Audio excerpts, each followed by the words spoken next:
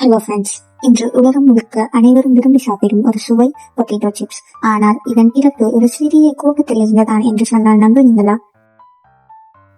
கதை தொடங்கியது 1853 நியூயார்க் மாநிலத்தின் சாய்பாபா ஸ்பிரிங்ஸ் என்ற அழகான இடத்தில். அங்கே ஒரு பிரபலமான ரிசார்ட்டில் ஒரு திறமையான சமையல்காரர் வேலை பார்த்தார் ஜார்ஜ் கிராம். அந்த நாள் ஒரு விருந்தினர் பிரெஞ்ச் ஃப்ரைஸ் கேட்டார். ஜார்ஜ் செய்து கொடுத்தார். ஆனால் விருந்தினர் திரும்ப தட்டை திருப்பி அனுப்பினார். இது ரொம்ப தடிமனாக இருக்கு என்று.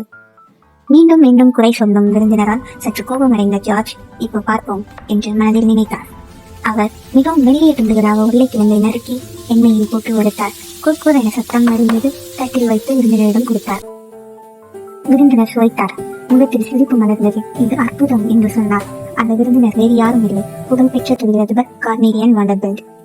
அந்த நாள் பிறந்தது சாரடோவா சிப்ஸ் என்று அழைக்கப்பட்ட புதிய உணவு. ஜார்ஜின் சகோதரி கேட் வீக்ஸ் கூட இதன் உருவாக்கத்தில் பங்காற்றினார். சாரடோவா சிப்ஸ் சில ஆண்டுகளில் பிரபலமானது. அமெரிக்கா முழுவதும் ஹோட்டல்களில் இதை சுவைக்க மக்கள் ஆர்வம் காட்டினர். 1895 வில்லியம் டப்பெண்டன் என்றவர் தன் பண்ணையை மாற்றி உலகின் முதல் சிப்ஸ் தொழிற்சாலையை ஆரம்பித்தார். 1930களில் ஹெர்மன் லே என்ற இளைஞர் இந்த சிப்ஸை பெருமளவில் தயாரித்து விற்றார். இன்று லேஸ் என்ற பெயரில் அவர் உருவாக்கியது உலகம் முழுவதும் பிரபலமாயுள்ளது.